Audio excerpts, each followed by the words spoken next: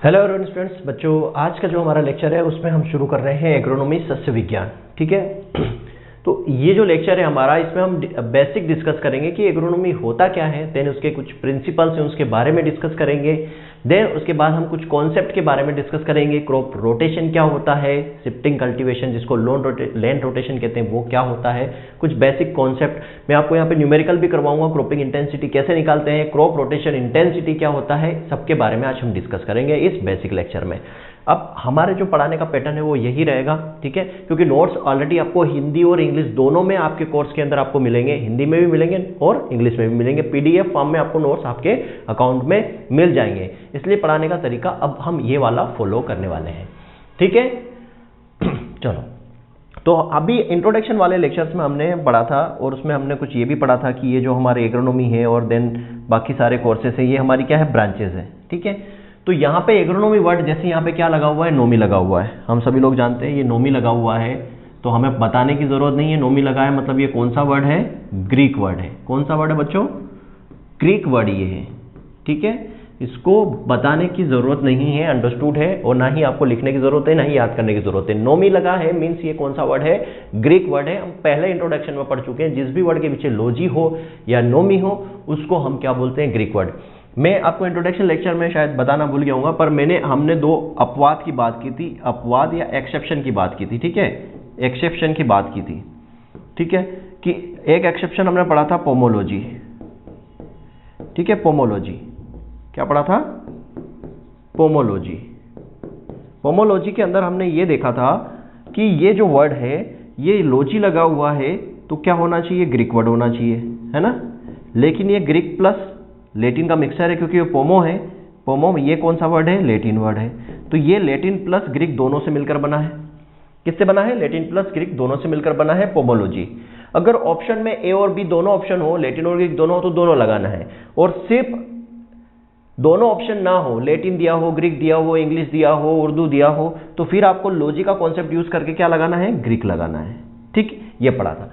एक एक्सेप्शन और मैं आपको बताता हूं, जिसके जैसे हम पढ़ते हैं कि जिस भी वर्ड के पीछे कल्चर होता है वो हमारा वर्ड कौन सा होता है, लेटिन वर्ड होता है। लेकिन एक ऐसा वर्ड मैं आपको यहाँ पे बताने वाला हूं जिसके पीछे कल्चर तो लगा है लेकिन वो लेटिन नहीं है। जैसे मैं बात करता हूं सिट्रस कल्चर।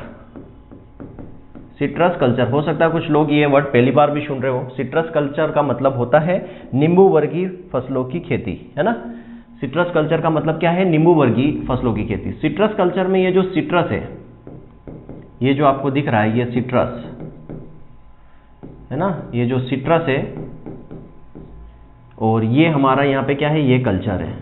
तो कल्चर तो लेटिन वर्ड है, कल्चर तो क्या है, लेटिन वर्ड है, लेकिन ये जो सिट्रस है, ये जो सिट्रस है हमारा, ये कौन सा वर्ड है, ग्रीक वर्ड है। कौन सा वर्ड है, ग्रीक वर्ड है।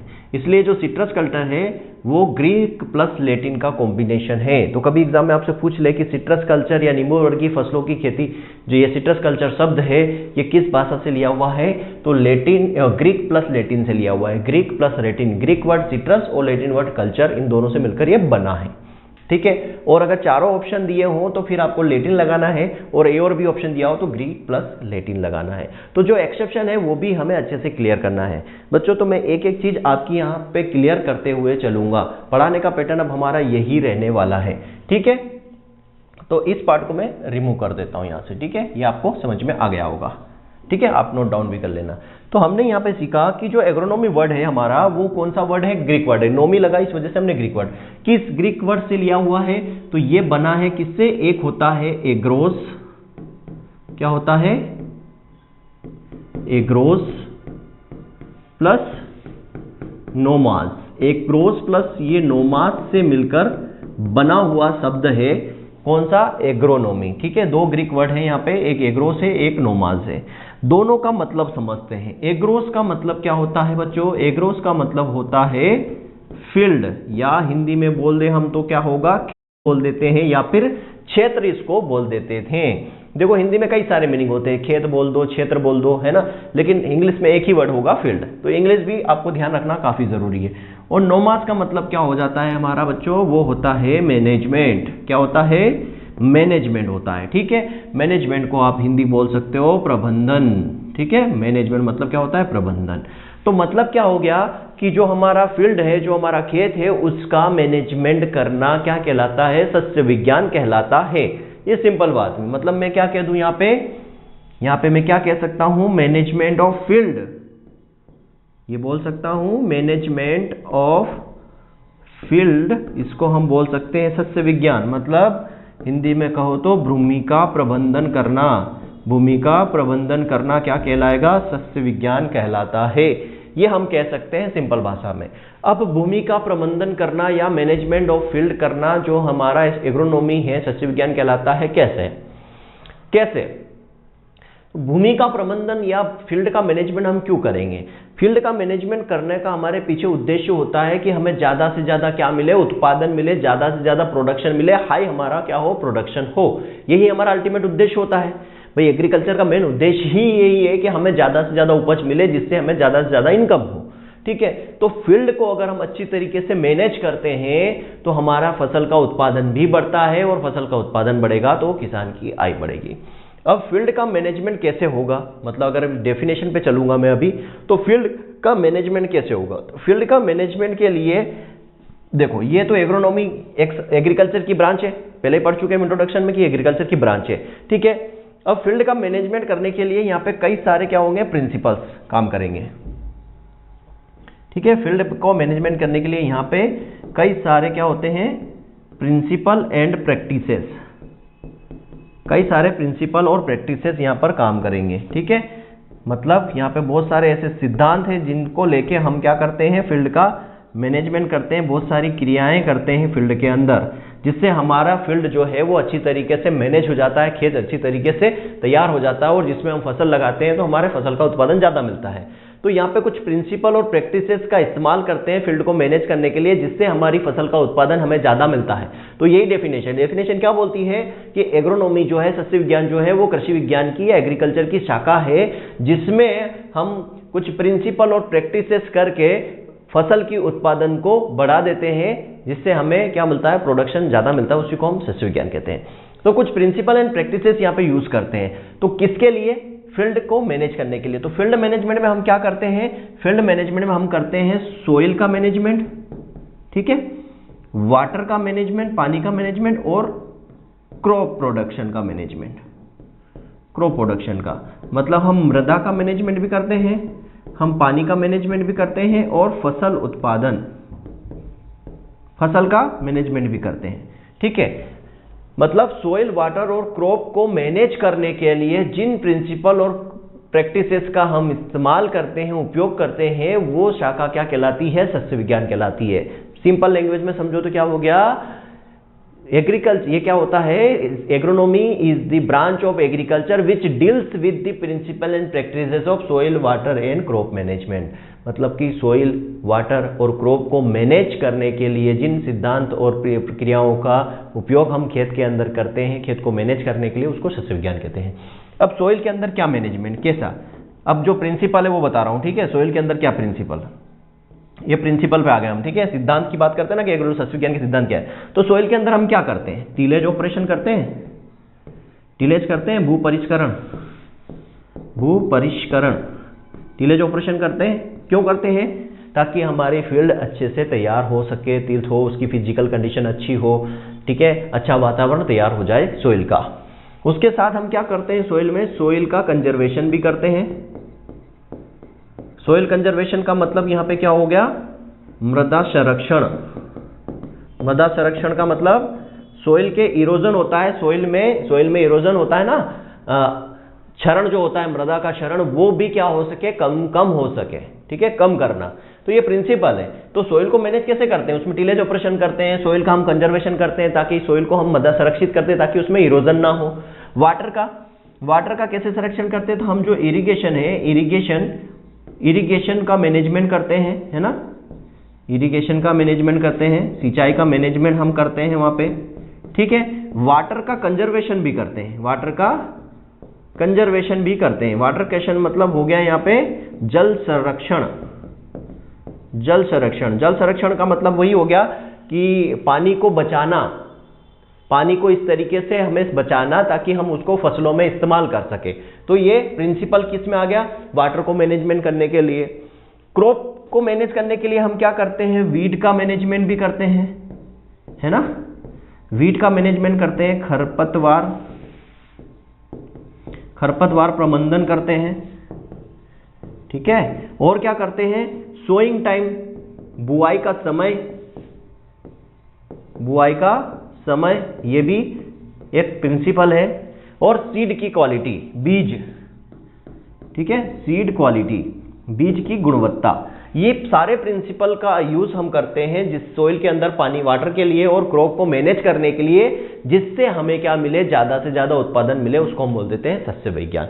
आई थिंक समझ में आ गया होगा, है ना। प्रिंसिपल को काफी तोड़ के हमने बोला है, प्रिंसिपल को और सिद्धांतों को भी मैंने बता दिया कि क्या क्या होते हैं सस्य विज्ञान के सिद्धांत, प्रिंसिपल ऑफ एग्रोनॉमी क्या क्या होती है, ठीक है। और भी कई सारे आप जोड़ सकते हो, सस्टेनेबल एग्रीकल्चर इसके अंदर जोड़ सकते हो, मौसम विज्ञान, है ना, मेट्रोलॉजी भी जोड़ सकते हो। क्यों? क्योंकि अगर हमें अच्छा फील्ड को मैनेज करना है तो हमें मौसम की जानकारी भी होनी चाहिए कि इस फील्ड के लिए कौन सी क्रॉप सूटेबल होगी, कौन सी नहीं होगी, ठीक है। तो ये सारी चीज तो क्लियरली अगर एग्रोनॉमी को बोले तो क्या हो गया, एग्रोनॉमी मतलब हो गया ये कृषि विज्ञान की शाखा है जिसमें हम मृदा, पानी और फसल का प्रबंधन करने के लिए जिन सिद्धांतों और क्रियाओं का प्रयोग करते हैं, ठीक है, इसको हम बोलते हैं सस्य विज्ञान। Agronomy is the branch of agriculture which deals with the soil, water and crop management, deals with the principle and practices of soil, water and crop management, ठीक है। ये आपको समझ में आ गया होगा, ठीक है। समझ में आ जाए तो मैसेज कर दिया करो कि सर समझ में आ गया है, ठीक है। अब हम बात करते हैं कुछ इंपॉर्टेंट कॉन्सेप्ट की, या कॉन्सेप्ट से पहले बात करते हैं फादर ऑफ एग्रोनॉमी।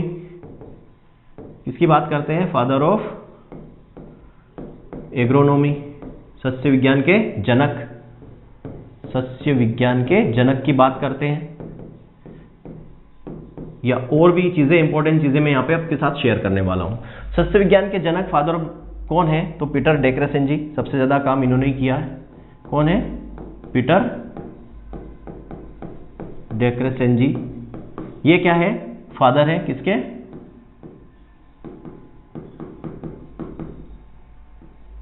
सस्य विज्ञान के। पीटर डेक्रेसेन जी सस्य विज्ञान के फादर है। क्यों? क्योंकि इन्होंने सबसे ज्यादा लिटरेचर, सबसे ज्यादा रिसर्च वर्क किया एग्रोनॉमी के अंदर, इसलिए इनको फादर कहा गया है। और इन्होंने अपनी एक बुक भी लिखी, किताब भी लिखी, उसका नाम क्या था, ओपुस रूरालियम कमोधरम, ये इनकी बुक थी, ठीक है। ओपुस रूरालियम कमोधरम इनकी बुक थी। और इन्हीं में सबसे ज्यादा इन्होंने जो लिटरेचर लिखे थे, रिसर्च लिखे थे, वो इस बुक के अंदर लिखे थे, इसीलिए इनको फादर ऑफ एग्रोनॉमी कहा जाता है। अब सबसे पहले अगर मैं बात करूं कि एग्रोनॉमी की शुरुआत कब हुई, ठीक है, एग्रोनॉमी की शुरुआत कब हुई, थोड़ा सा हम हिस्ट्री पे चलते हैं ना, इसकी हिस्ट्री पे चलते हैं, शायद जो ये कोई नहीं बताएगा, इतिहास पे चलते हैं इसके कि एग्रोनॉमी की शुरुआत कब हुई। तो जो एग्रोनॉमी है, सस्य विज्ञान की शुरुआत जो हुई है, एग्रोनॉमी की या सस्य विज्ञान की जो शुरुआत हुई है, ये हुई है 1834 में। कब? 1834 में इसकी शुरुआत हुई है। सस्य विज्ञान की शुरुआत कब हुई है? 1834 में। किसने की है? तो इसकी शुरुआत की है इनसाफ ने की है, बोसिंगाल्ट, ठीक है। जेबी बोसिंगाल्ट एक वैज्ञानिक है, इन्होंने एग्रोनॉमी के अंदर सबसे पहले रिसर्च इंस्टीट्यूट स्थापित किया था। और वो कहाँ किया गया था? एलेसस में, एलेसस नामक स्थान पर, यूएस में एलेसस नामक स्थान पर सबसे पहले इन्होंने एग्रोनॉमी से रिलेटेड इंस्टीट्यूट स्थापित किया था और एग्रोनॉमी से रिलेटेड रिसर्च वर्क शुरू किया था। तो एग्रोनॉमी की शुरुआत सबसे पहले 1834 में बोसिंगाल्ट नामक साइंटिस्ट ने की थी।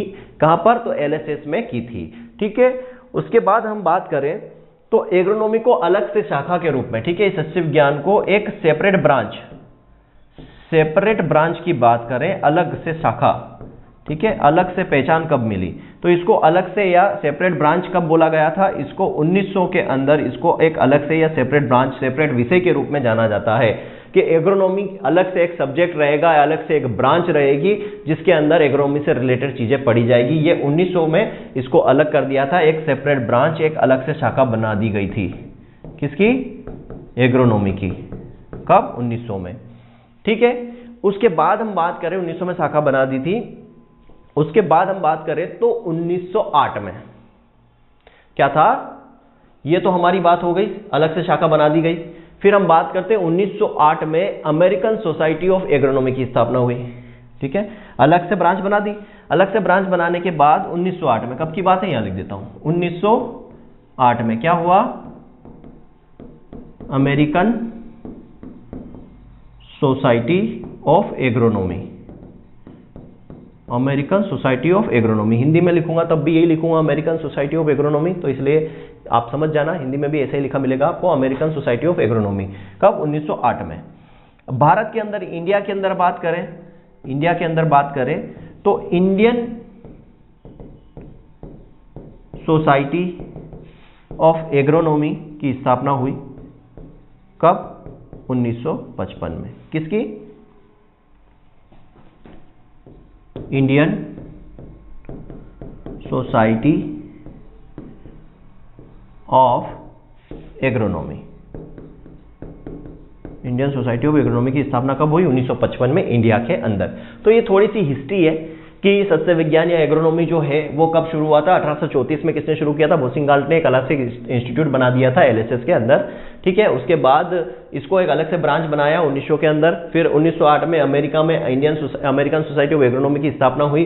इंडिया की बात करें तो इंडियन सोसाइटी ऑफ एग्रोनॉमी या इंडियन सोसाइटी ऑफ एग्रोनॉमी की स्थापना 1955 में की गई इंडिया के अंदर। तो ये ब्रीफ हिस्ट्री हो गई किसकी, एग्रोनॉमी की। नाउ हम बात करते हैं इंपॉर्टेंट कॉन्सेप्ट की। ठीक है, कुछ अवधारणाएं या आईएमपी कॉन्सेप्ट की बात करते हैं।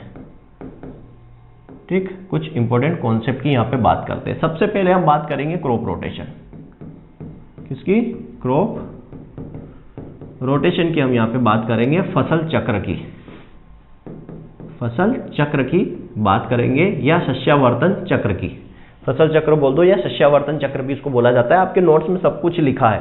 अब मैं पहले पीपीटी फॉर्म से पढ़ा रहा था, लेकिन पीपीटी फॉर्म में प्रॉब्लम्स क्या आ रही थी मालूम, अच्छे से एक्सप्लेनेशन जो है वो नहीं हो पाता है और कुछ चीजें दिमाग में जो अलग से रहती है ना वो स्किप हो जाती है, मैं बता नहीं पाता हूं। जैसे ये हिस्ट्री, सस्य विज्ञान की हिस्ट्री मैंने यहाँ पे अच्छे से बताई आपको। तो जो पीपीटी में क्या रहता है, जो पीपीटी में दिखता है ना वही बस एक्सप्लेन होता है। और इस फॉर्म में क्या होता है, जितना मेरे पास नॉलेज होता है ना मैं सारा यहाँ पे बोर्ड पे उतार देता हूँ। और जो पीपीटी में लिखा है वो ऑलरेडी आपके पास नोट्स में मिल जाएगा, हिंदी में मिल जाएगा, इंग्लिश में मिल जाएगा। तो उस सेंस में पढ़ाने का कोई सेंस नहीं निकलता है।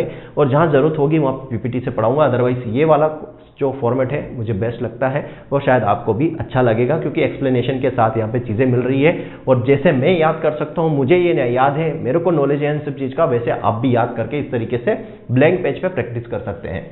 ठीक है, इससे क्या हमारा कॉन्फिडेंस बिल्डअप होता है कि ये सारी चीज़ें हमें याद है। अब बात करते हैं क्रॉप रोटेशन, फसल चक्र या शस्यावर्तन चक्र भी इसको हिंदी में कहते हैं। देखो, क्रॉप रोटेशन, क्रॉप मतलब फसल हो गई, रोटेशन मतलब हो गया चक्र, मतलब फसल को बदल बदल कर बोना। क्या हो गया, फसल को बदल बदल कर बोना क्या कहलाता है, फसल चक्र बोलाता है। मतलब क्रॉप को हमें क्या करना है, ईयर आफ्टर ईयर रोटेट करना है। ईयर आफ्टर ईयर हर साल हमको रोटेट कर देना है क्रॉप को। या क्या, देखो कैसे, पहले समझ लो क्रॉप रोटेशन क्या है। ठीक है, क्रॉप रोटेशन क्या है, या फिर मैं एक आपको एग्जांपल से भी समझा दूंगा, पहले समझो। सर्टेन, क्या लिखना है हमें, सर्टेन टाइम, सर्टेन टाइम में, एक निश्चित समय में, समझना, इसी से आपकी डेफिनेशन भी बन जाएगी। निश्चित समय में, सर्टेन लैंड पर, मतलब क्या हो जाएगा यहाँ पे, निश्चित भूमि पर, निश्चित भूमि पर क्या हो गया, सर्टेन टाइम में, सर्टेन लैंड पर, निश्चित भूमि को, और सर्टेन रोटेशन में, और हो गया सर्टेन रोटेशन में, मतलब निश्चित क्रम में, निश्चित क्रम में क्या करना, क्रॉप ग्रो करना, क्रॉप ग्रो करना, फसल लगाना, फसल लगाना क्या कहलाता है, क्रॉप रोटेशन। क्या कहलाता है, फसल चक्र कहलाता है। ठीक है, एक निश्चित समय में, निश्चित भूमि पर और निश्चित क्रम में फसलों को उगाना शस्य क्रम कहलाता है, फसल चक्र कहलाता है। ठीक है, साल दर साल ऐसा भी बोल सकते हो आप। ठीक है, ईयर आफ्टर ईयर मतलब निश्चित समय में, निश्चित भूमि पर फसल को ग्रो करना क्या, एक निश्चित रोटेशन में। निश्चित रोटेशन में मतलब फसल को बदल बदल कर बोना। समझ में आ गया? मतलब फसल को निश्चित समय में निश्चित भूमि पर एक निश्चित चक्र में अदल बदल कर बोना फसल क्रम, क्रॉप रोटेशन या शस्यावर्तन क्रम कहलाता है। ठीक है, अब देखो कैसे होता है, एग्जाम्पल समझो, एग्जाम्पल देता हूं और क्यों ऐसा करते हैं, इसके लाभ क्या है ये भी हम बताएंगे। ये तो जस्ट डेफिनेशन हो गई कि फसल को अदल बदल कर बोना क्या कहलाता है, फसल चक्र कहलाता है, डेफिनेशन, और ये सब चीजें आपके नोट्स में भी है। अगर आप समझ गए डेफिनेशन क्या है तो बात आगे करते हैं। ठीक है, मैं पहले ले रहा हूं ईयर फर्स्ट ईयर। ठीक है, समय ले लिया हमने, निश्चित समय ले लिया एक साल, निश्चित समय ले लिया मैंने खरीफ का। ठीक है, निश्चित समय चलो मैंने ले लिया यहाँ पे खरीफ। समय का मतलब क्या है, खरीफ, रबी और जायद से, तो हमने निश्चित समय ले लिया यहाँ पे खरीफ। ठीक है, खरीफ क्रॉप की हमने यहाँ पे ले लिया समय। ठीक है, और ये हमारा ईयर हो गया पहला साल और निश्चित समय खरीफ। अब हमने निश्चित भूमि ले ली। ठीक है, यहाँ पे मैंने बना दिया ये हमारा हो गया एक हेक्टेयर का एरिया, ये निश्चित है। ठीक है, 1 हेक्टेयर ये लैंड हो गई हमारे पास, फिक्स भूमि हो गई। ठीक है, 1 हेक्टेयर की हमारे पास यहाँ पे क्या है, भूमि, ये निश्चित है। एक फार्मर जिसके पास 1 ही हेक्टेयर लैंड है, अब इस 1 हेक्टेयर लैंड को उसने 3 टुकड़े में बांट दिया। ठीक है, ये उसके पास बेड ए है, मतलब कि ये उसका क्षेत्र ए हो गया, ये बी हो गया और ये सी हो गया। ए बी सी 3 क्षेत्र है उसके पास। पहले साल उसने यहाँ पे क्या लगाया, राइस। खरीफ की बात हो रही है, देखो खरीफ में हम राइस ही लगाते हैं, मतलब यहाँ पे लगाया इसने धान इस वाले प्लॉट में। ये एक ही भूमि है। ठीक है, एक निश्चित भूमि है ये। ठीक है, ए प्लॉट में धान लगाया, बी में उसने लगाया सोयाबीन, क्या लगाया, सोयाबीन लगाया। सी में उसने लगा दिया मेज, क्या लगाया, मेज, मक्का, क्या लगा दिया, मक्का। ठीक है, राइस लगाया, धान लगाया, सोयाबीन लगाई, मेज लगाया, मक्का लगाया, एक निश्चित भूमि में। ठीक है, साल दर साल फसल को बदल बदल कर बोना एक निश्चित समय में। तो ये पहला साल हो गया। अब मैं साल दूसरा लगाता हूं। ठीक है, अब साल दूसरा आ गया। दूसरे साल में भी हमारे पास जमीन तो वही है, ये निश्चित भूमि वही, उतनी ही जमीन रहेगी 1 हेक्टेयर की। ठीक है, 1 हेक्टेयर की उतनी ही भूमि है। फिर यहाँ पे यही प्लॉट ए है, प्लॉट बी है, ये प्लॉट ए हो गया, ये प्लॉट बी हो गया, प्लॉट सी हो गया, और ये सेम भूमि है। ठीक है, वही भूमि है यहाँ पे भी, ये भी वही भूमि है, निश्चित भूमि है।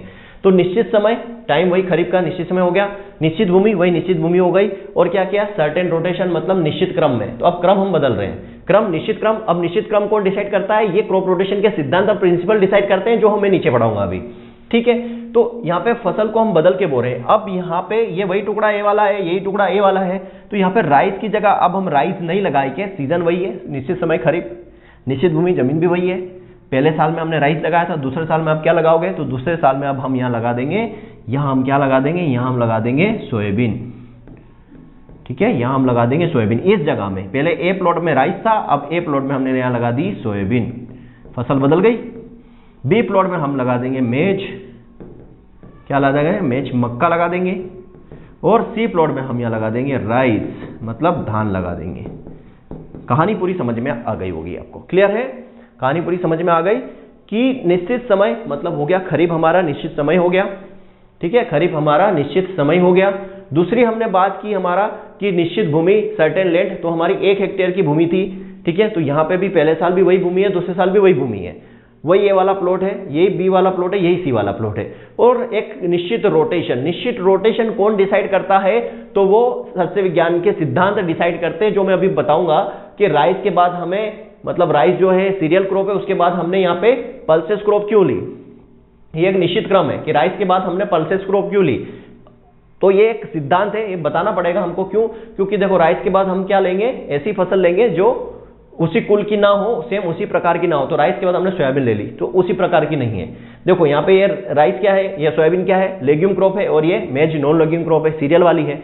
तो यहाँ ये सोयाबीन क्या करेगी, तो इसमें कुछ घाटे होती है, लेग हीमोग्लोबिन होती है, जो एटमॉस्फेयर से, वातावरण से नाइट्रोजन को स्थिरीकरण या फिक्स करती है सॉइल के अंदर।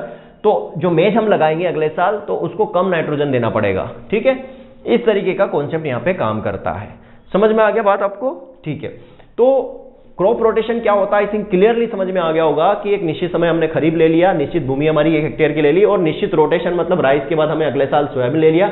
अब हो सकता है तीसरे साल आप यहाँ पे सोयाबीन की जगह क्या ले लो, मेज ले लो, मक्का, तीसरे साल मक्का ले लो, तो एक निश्चित क्रम हो जाएगा।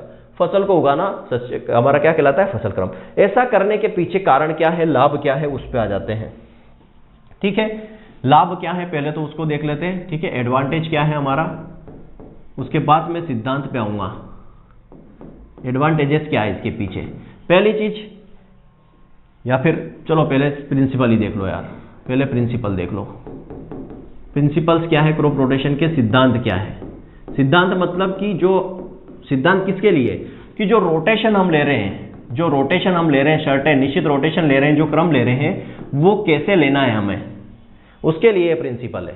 कि जो रोटेशन आप ले रहे हो, ये हमने रोटेशन लिया यहाँ पे कि राइस के बाद आपने सोयाबीन लिया, तो ये क्यों लिया, इसकी जगह राइस की जगह आप वापस उसी कुल की क्रॉप ले सकते थे, लेकिन उसके लिए प्रिंसिपल है। क्या प्रिंसिपल है, पहला प्रिंसिपल ये बोलता है आपको कि अगर आप यहाँ पे सेलो रूटेट मतलब कि उथली जड़ वाली फसल के बाद क्या ले लो, डीप रूटेड क्रॉप ले लो। ठीक है, गहरी जड़ वाली फसल ले सकते हैं। पहला सिद्धांत यही है कि अगर आपने उथली जड़ वाली सेलो रूटेड क्रॉप ली है तो उसके बाद आप क्या लो, डीप रूटेड वाली क्रॉप लो। जैसे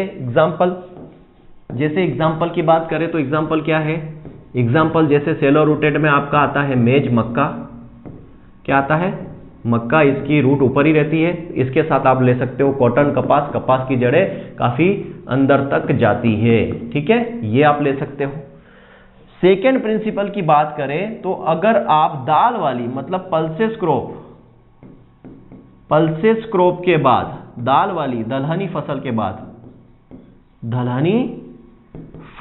बाद आप क्या ले सकते हो, नॉन पल्सेस क्रॉप या सीरियल या कुछ भी ले सकते हो। नॉन पल्सेस हम बोलेंगे, पल्सेस को छोड़कर आप कोई सी भी ले लो। ठीक है, अदलहनी फसल आप ले लो। ये सिद्धांत बोलता है, क्यों ये सिद्धांत इसलिए बोलता है, क्यों बोलता है ये सिद्धांत, देखो ऊपर वाली में हमने बोला कि पहले उथली जड़ वाली के बाद आप गहरी जड़ वाली ले लो। क्यों ऐसा कहा जाता है, देखो ये मान लो मक्का हमने लिया तो इसकी जड़ सोइल के अंदर बस इतनी ही गई। ठीक है, ये आपने लिया, अब देखो ये इतनी ही अंदर गहराई में गया तो यहाँ पे भी नीचे भी तो न्यूट्रिएंट होंगे सोइल के अंदर, तो ये ऊपर से इसने न्यूट्रिएंट ले लिए। अब हम इसके बाद अगर गहरी जड़ वाली लेते हैं तो ये क्या करेगा, ऊपर से तो न्यूट्रिएंट यहाँ पे हमने पहली क्रॉप में यूज कर लिए, अब जो नीचे से न्यूट्रिएंट खींच के कौन लाएगा, जब हम गहरी जड़ वाली फसल लेंगे तो वो नीचे से भी न्यूट्रिएंट को खींच के ले आएगी। ठीक है, तो उथली के बाद गहरी जड़ वाली ले लेते हैं, ये इसलिए ऐसा किया जाता है। फिर पल्सेस क्रॉप हमने लिया, तो ये पल्सेस क्रॉप क्या करेगी, ये एटमॉस्फेयर से या सोइल के अंदर नाइट्रोजन को फिक्स करती है, जिससे क्या होता है 25% नाइट्रोजन हमें अगली क्रॉप को कम देना पड़ता है। तो अगली क्रॉप अगर हमने नॉन पल्सेस ले ली तो हमें 25% कम नाइट्रोजन देना पड़ेगा, और अगर पल्सेस वाली ही ले ली तो वहां पे नाइट्रोजन की अधिकता हो जाएगी, और अधिकता होने से क्या होगा, उसमें रोग लग जाएंगे। ठीक है, इसलिए ऐसा किया जाता है। तो एग्जाम्पल क्या है, दलहनी फसलों के बाद अदलहनी फसल। तो दलहनी फसल के बाद अदलहनी फसल में आप एग्जाम्पल ले लो, जैसे अरहर है आपकी, तुअर है ना, तुअर के बाद आप ले लो गेहूं, वीट ले लो, गेहूं ले लो। तो दाल के बाद बिना दाल वाली फसल। ठीक है, तीसरा सिद्धांत आप ले लो, less fertiliser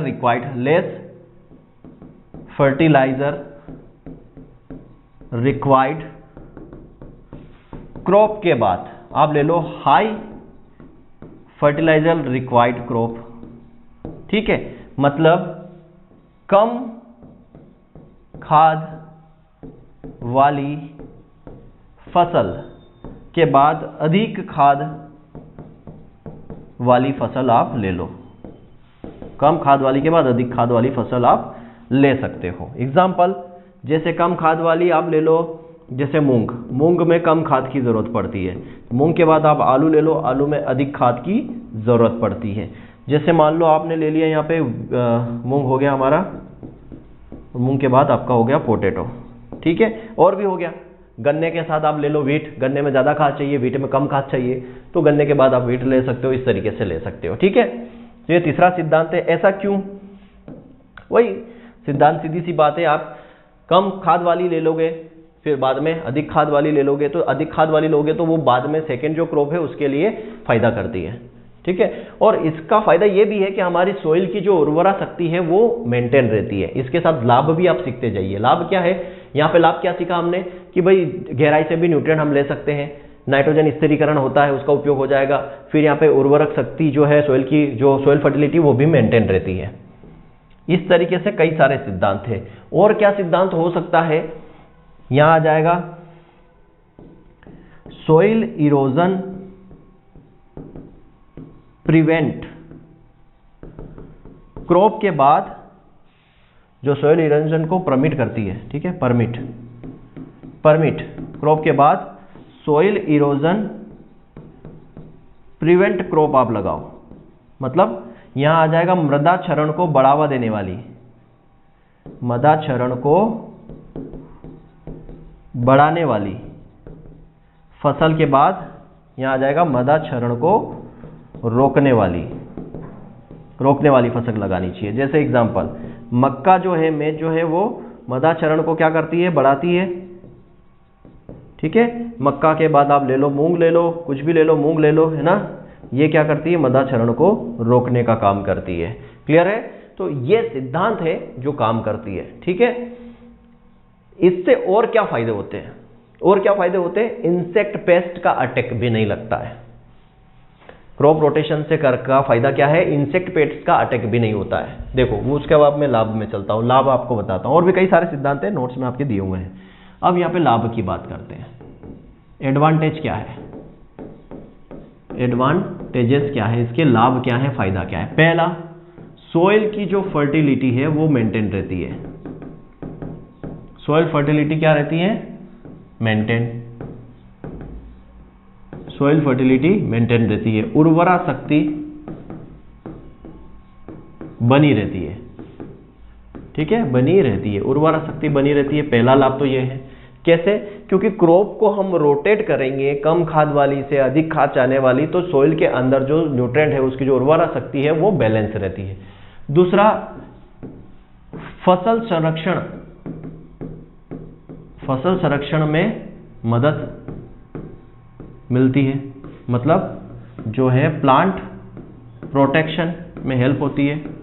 plant protection, help in plant protection, ऐसा लिख सकते हो, help in plant protection. Plant protection में हेल्प करता है क्रॉप रोटेशन, फसल संरक्षण में हेल्प करता है। कैसे, तो कैसे हेल्प करेगा कि देखो मान लो आपने यहाँ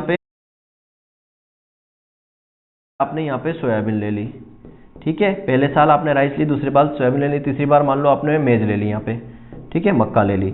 अब आपने पहली बार राइस ली, तो राइस के जो इंसेक्ट पेस्ट है, इंसेक्ट पेस्ट और इसके जो कीड़े मकोड़े हैं वो क्या होंगे, राइस पे यहाँ पे लगेंगे, ठीक है, ये इनका लाइफ साइकिल यहीं पे गुजारेंगे सोइल के अंदर। लेकिन जैसे ही आपने यहाँ पे सोयाबीन ले ली तो ये राइस के कीड़े मकोड़े खत्म हो जाएंगे, मर जाएंगे। क्यों, क्योंकि इनको इनका भोजन नहीं मिलेगा ना राइस। भाई इनको मालूम है कि हमारा जो भोजन है राइस ये खरीफ सीजन में आता है और इसी जगह पर आता है, तो हम यहीं बैठे रहेंगे, इंतजार करेंगे। लेकिन आपने क्या किया, राइस न लगाकर सोयाबीन लगा दी, तो इनका भोजन आपने खत्म कर दिया, तो ये इंसेक्ट पेस्ट भी यहाँ पे खत्म हो जाएंगे, वीट भी यहाँ पे खत्म हो जाएगा, वीट कंट्रोल भी हो जाता है। समझ गए बात को, ऐसा, ठीक है।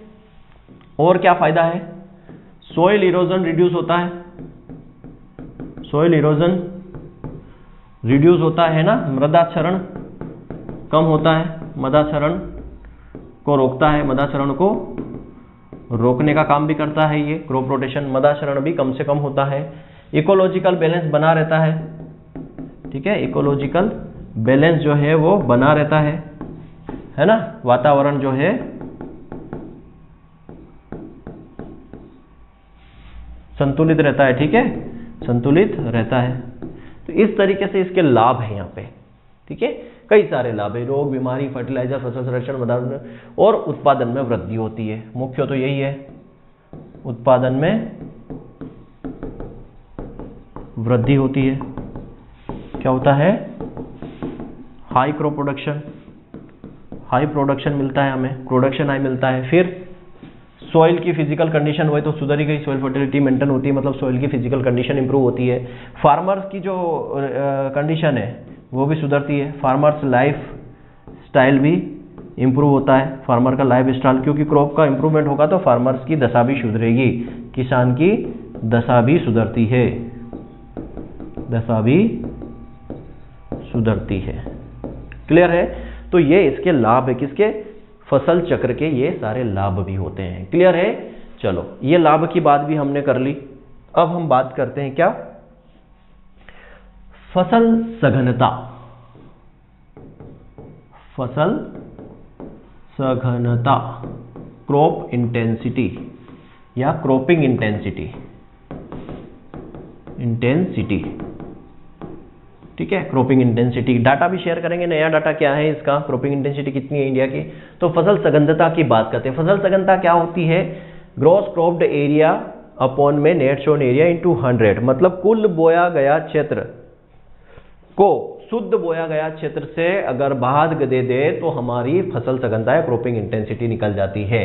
तो मैं यहां पे लिखता हूं cropping intensity equal to gross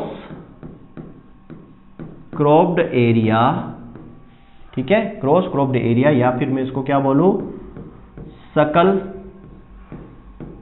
बोया क्षेत्र, ठीक है, अपोन में आ जाएगा हमारा नेट सोन एरिया, शुद्ध बोया क्षेत्र, शुद्ध फसल क्षेत्र, सकल फसल क्षेत्र है और शुद्ध फसल क्षेत्र। इसको अगर मैं 100 से डिवाइड या इंटू कर दूं तो ये हो जाएगा हमारा क्रॉपिंग इंटेंसिटी। सकल बोया क्षेत्र मतलब कुल कितना क्षेत्र बोया गया खरीफ, रबी और जायद तीनों को मिलाकर। ये जो हम देखते हैं ये खरीफ प्लस रबी प्लस जायद, इन तीनों को मिलाकर बोला जाता है ग्रॉस क्रॉप्ड एरिया। मैं यहाँ पे लिख भी देता हूँ ग्रॉस क्रॉप्ड एरिया का मतलब क्या है, ठीक है, यहाँ पे gross cropped area, gross cropped area, ठीक है, सकल फसल क्षेत्र। इसका मतलब क्या है कि खरीफ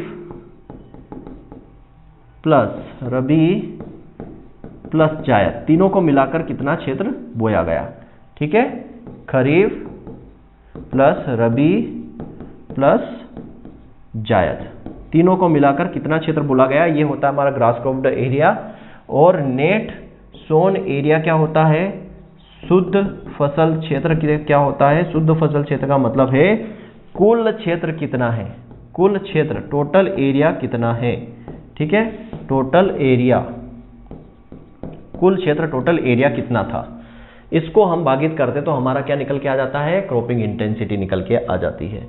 एक एग्जांपल लेते हैं हम यहाँ पे सोल्व करने के लिए, एक एग्जांपल लेते हैं, आपको क्रॉपिंग इंटेंसिटी हम निकाल के बताएंगे कि कैसे यहाँ पे क्रॉपिंग इंटेंसिटी निकाली जाती है। क्लियर है? तो यहाँ पे एग्जांपल हम लेते हैं और बात करते हैं कि मान लो कोई फार्मर है, ठीक है, एक फार्मर है, किसान है, फार्मर है, किसान है, उसके पास जो है कुल कितनी जमीन है, उसके पास जो टोटल एरिया है, टोटल क्षेत्र है, टोटल लैंड है, मतलब कुल जमीन उसके पास कितनी है, कुल भूमि, कुल भूमि उसके पास है, मान लो कुल भूमि उसके पास है 20 हेक्टेयर, 20 हेक्टेयर की जमीन है एक किसान के पास, ठीक है। उसमें से वो खरीफ में उसमें से वो खरीफ में 20 हेक्टेयर में क्या करता है, सोइंग करता है, ठीक है, 20 हेक्टेयर में सोइंग करता है। रबी में वो 15 हेक्टेयर में क्या करता है, सोइंग करता है, ठीक है। और जायद में वो 5 हेक्टेयर में सोइंग करता है। ऐसा क्यों? क्योंकि खरीफ में तो बारिश पे निर्भर रहते तो पूरे के पूरे एरिया में सोइंग कर सकते हैं। रबी में हो सकता है उसके पास 15 हेक्टेयर में ही इरिगेशन हो, इसलिए 15 हेक्टेयर का कर रहा है, और जायद में हो सकता है 5 हेक्टेयर में इरिगेशन हो तो 5 में कर रहा है। तो यहाँ पे क्वेश्चन ये पूछा गया आपसे, क्वेश्चन क्या पूछा गया कि क्रॉपिंग इंटेंसिटी निकालो, क्रॉपिंग इंटेंसिटी क्या होगी। एक किसान के पास टोटल भूमि 20 हेक्टेयर है, खरीफ रबी और जायद में वो इतने इतने एरिया में फसल लेता है, तो क्रॉपिंग इंटेंसिटी क्या होगी। तो भैया हम अपना फार्मूला लगाएंगे क्या, कि क्रॉपिंग इंटेंसिटी फसल सघनता बराबर क्या होगा, वही फार्मूला कुल बोया गया क्षेत्र।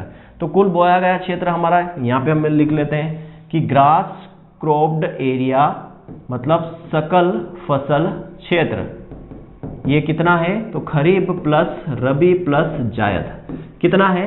खरीफ में उसने 20 में, फिर रबी में 15 और जायद में 5, तो टोटल ग्रॉस क्रॉप्ड एरिया कितना हो गया? 20 और 20 40। तो हम क्या रखेंगे यहाँ पे? 40। क्यों? क्योंकि फार्मूला क्या बोलता है? फार्मूला बोलता है ग्रास क्रॉप्ड एरिया अपॉन में नेट सोन एरिया इंटू 100।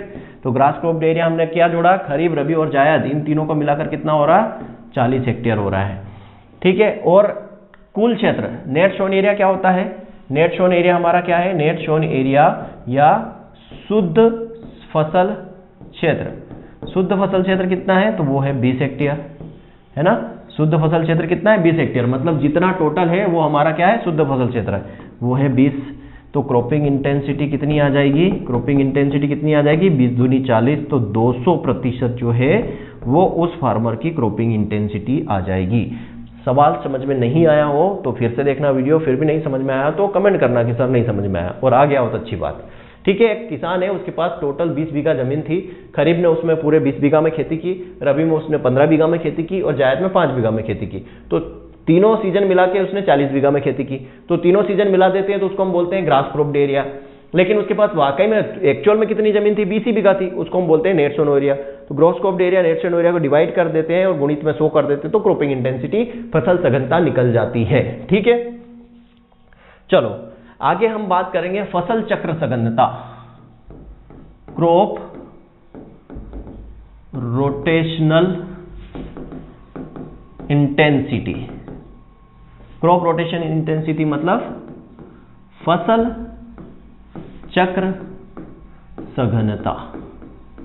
ये क्या होता है? अब फसल चक्र सघनता मतलब एक साल में आपने कितनी, मतलब टोटल नंबर ऑफ फसल, आपने कितनी फसल ली और उन फसल की अवधि कितनी है। ठीक है। यहां आ जाएगा फसलों की संख्या, कितनी फसल आपने ली और वो फसल कितने समय में पक गई। ठीक है। क्रॉप रोटेशन इंटेंसिटी का मतलब क्या है? यहां आ जाएगा फसलों की संख्या, मतलब क्या है? नंबर ऑफ क्रॉप्स, ठीक है, अपॉन में क्रॉप ड्यूरेशन, फसल अवधि। फसल अवधि मतलब क्रॉप ड्यूरेशन। क्रॉप ड्यूरेशन का मतलब है, जैसे मान लो आपने क्रॉप क्रोई लगाई सोयाबीन, तो सोयाबीन कितने समय में पक जाती है? 4 महीने में। आपने सोयाबीन लगाई, सोयाबीन के बाद मान लो आपने गन्ना लगा लिया, तो गन्ना 18 महीने में पकता है। तो टोटल समय कितना हो गया? 1 साल का हो गया, 2 साल का। तो यहाँ ड्यूरेशन जो रहता है वो हम किस में देखते हैं? ईयर में। ईयर में देखते हैं इंटू 100। यहाँ पे याद रखना ड्यूरेशन जो है वो साल में देखते हैं। जैसे हमने मान लो गेहूं लगाया, तो गेहूं 1 साल में ही पक के तैयार हो जाता ना, 1 साल के अंदर ही 4 महीने में हो जाता, तो ड्यूरेशन 1 ईयर लेके। ठीक है। मान लो आपने 4 क्रॉप ले ली, 5 क्रॉप ले ली, तो 5 क्रॉप ले ली तो वो 2 साल में, 3 साल में पकती है, तो ड्यूरेशन हम नीचे 3 साल लिखेंगे। तो फसलों की संख्या बटे फसल की अवधि को गुणा करके 100 से गुणा कर देते तो क्रॉप रोटेशन इंटेंसिटी निकल जाती है। जैसे मैं बात करता हूं, फॉर एग्जाम्पल लेने से पहले मैं कुछ यहाँ पे क्रॉप रोटेशन के कुछ प्रिकॉशन है, कुछ सावधानियां, उसके बारे में बात करते हैं। ठीक है। कुछ प्रिकॉशन है,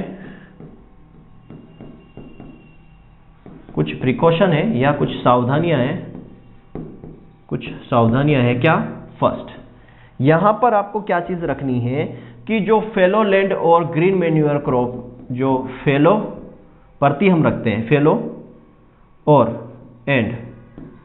और ग्रीन मैन्यूअर क्रॉप है, ग्रीन मैन्यूअर के लिए, फेलो और ग्रीन मैन्यूअर के लिए जब हम उसको छोड़ते हैं, खाली जगह छोड़ते हैं, तो उसकी क्रॉप काउंट नहीं होती। ठीक है, क्रॉप काउंट नहीं होती। याद रखना क्या?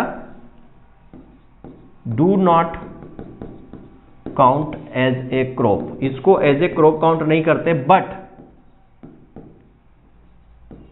इसका ड्यूरेशन काउंट किया जाता है, बट ड्यूरेशन काउंटेड। याद रखना, मतलब कि जो परती और भूमि है, ठीक है, हम परती छोड़ देते हैं, परती और जो हरी खाद की फसल है, हरी खाद की फसल है, उनको फसल संख्या में नहीं गिना जाता। ठीक है, फसल संख्या में नहीं गिना जाता, पर इनकी समय अवधि गिनी जाती है।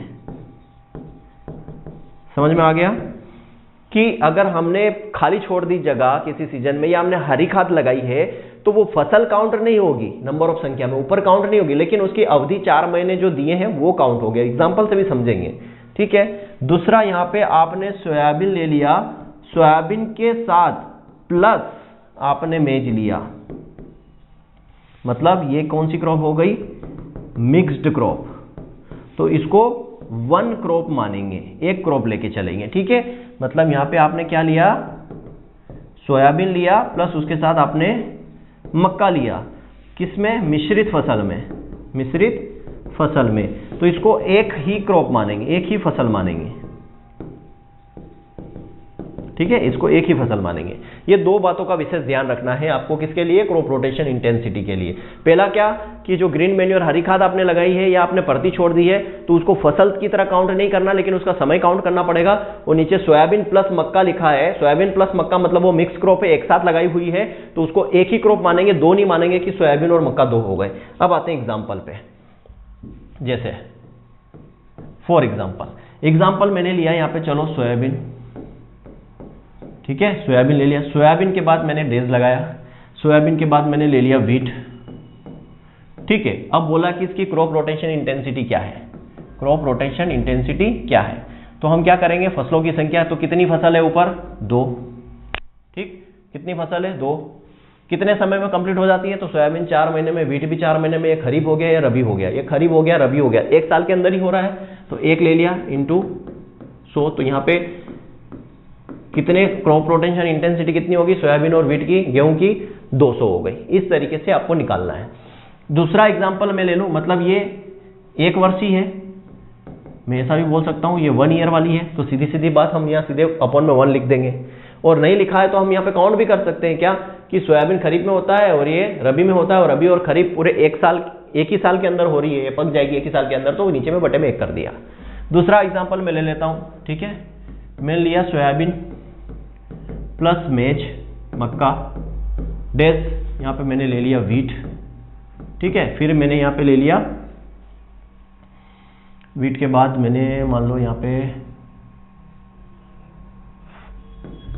फेलो छोड़ दी, ठीक है। सोयाबीन व्हीट मेज पेन फेलो छोड़ दी, प्लस मैंने ले लिया यहाँ पे फिर सोयाबीन। क्लियर है? अब हमको बताना है क्या होगा। देखो अब यहाँ पे क्रॉप रोटेशन इंटेंसिटी लगाना है। इस एग्जांपल में आप पूरी कहानी समझ जाएंगे, क्रॉप रोटेशन इंटेंसिटी क्या होगी।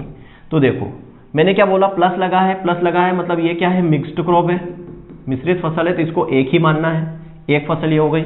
व्हीट ये 2 फसल हो गई। फेलो को एज ए फसल काउंट नहीं करना है, और ये 3 फसल हो गई। तो टोटल फसल की संख्या कितनी हो गई? 3। अब समय देखना है, समय तो ये हो गया खरीफ में, ये हो गया रबी में, ये जायद में हमने खाली छोड़ दी, तो ये एक साल का साइकिल पूरा हो गया। और ये वापिस सोयाबीन ले ली, मतलब यहाँ पे दूसरा साल शुरू हो गया, मतलब ये दूसरा साल शुरू हो गया, मतलब समय अवधि कितनी हो गई? 2 साल की, गुणित 100 कितना आ जाएगा? 150% क्रॉपिंग इंटेंसिटी हो जाएगी अगर इस तरह की क्रॉप दी है तो। अब निकाल सकते हैं आप, अब आराम से आप निकाल सकते हैं कि कैसे क्या करना है, ठीक है। एक एग्जांपल ले लेते हैं, ये 2 साल वाली हो गई, एक और एग्जांपल ले लेते हैं। मैंने यहाँ पे ले लिया पेडी, है ना, धान, ठीक है। फिर हमने ले लिया व्हीट, ठीक है। फिर हमने ले लिया यहाँ पे मूंग, ठीक। फिर हमने ले लिया शुगर केन, ठीक है। शुगर केन के बाद मैंने ले लिया ग्रीन मैन्योर, ठीक है, इस तरीके से ले लिया, ठीक। और फिर आप यहाँ पे और चाहो तो पेडी ले लो, जितना चाहो उतना ले सकते हो। 4 क्रॉप से ज़्यादा नहीं ले सकते वैसे एक सीजन में। पेडी हो गया, व्हीट हो गया, मूंग हो गया, शुगर केन हो गया और ग्रीन मैन्योर हो गया। चलो देखो अब यहाँ पे देखो, ये पेडी आपका 1 साल, ये 1 क्रॉप हो गई, व्हीट 2 क्रॉप हो गई, मूंग 3 क्रॉप हो गई, शुगर केन 4 क्रॉप हो गई, और ग्रीन मैन्योर को एज ए क्रॉप काउंट नहीं करेंगे। तो यहाँ पे आपके पास क्रॉप रोटेशन इंटेंसिटी निकालना है, तो नंबर ऑफ क्रॉप की संख्या कितनी हो गई? 4। अब समय देखो, समय निकालना है तो क्या करोगे? ये आपकी खरीफ, ये रबी में होता है, ये जायद में होता है। तो ये 1 साल का समय यहाँ कंप्लीट हो रहा है, ठीक है, 1 साल का समय यहाँ पे कंप्लीट हो रहा है। फिर यहाँ पे आ जाओ तो ये होता है 18 महीने में कंप्लीट, तो ये 2 साल का समय यहाँ पे कंप्लीट हो रहा है। और फिर हमने ग्रीन मैन्युअल ले ली, तो ये आपका समय चला गया तीसरे साल में। क्यों? क्योंकि 1 साल तो यही हो गया, फिर ये 18 महीने में जा रहा, मतलब 1.5 साल तो ये हो गया, तो 2 साल, तीसरा साल शुरू हो गया। तो टोटल ईयर यहाँ पे 3 हो गए, इंटू 100 करोगे तो आपका कितना हो जाएगा, 3 एकम 3 बचा 1, फिर 3 तिया 9, काटोगे तो कितना आ जाएगा, 3 एकम 3, 3 एकम 3, 1 बचा, भागने जाने की 0.0, 3 तिया 9, 133%। क्रॉपिंग इंटेंसिटी कितनी हो गई, 133%। तो आई थिंक अब मुझे और एग्जांपल देने की जरूरत नहीं, और आपके एग्जांपल आपके नोट्स में दिए हुए हैं सारे, पर निकालना कैसे वो मैंने बता दिया कि कैसे आपको इसको पूरा निकालना है। क्लियर है? आई थिंक आपको अच्छे से समझ में आ गया होगा। तो मेरे ख्याल से लेक्चर काफ़ी लंबा हो रहा है, तो इसको हम यहीं स्टॉप करते हैं। कुछ कॉन्सेप्ट वगैरह है तो हम नेक्स्ट लेक्चर में देखेंगे, ठीक है। तो आज के लेक्चर में इतना ही। Thank you very much. और बच्चों, अगर ये पैटर्न मुझे लग रहा है आपको समझ में आ रहा होगा और मुझे लगता है ये बेस्ट है, तो इसी को फॉलो करेंगे, क्योंकि नोट्स तो ऑलरेडी आपके पास PDF फॉर्म में हिंदी में भी और इंग्लिश में भी है। उसको मैं यहाँ पे शो कर दूँ और उससे पढ़ाऊँ तो वो शायद ठीक नहीं है। तो ये वाला पैटर्न ज़्यादा अच्छा है, एक्सप्लेनेशन अच्छा होता है। देखो, कम चीज़ों को हमने ज़्यादा तरीके से समझा, ठीक है। Thank you very much. जय हिंद, जय भारत।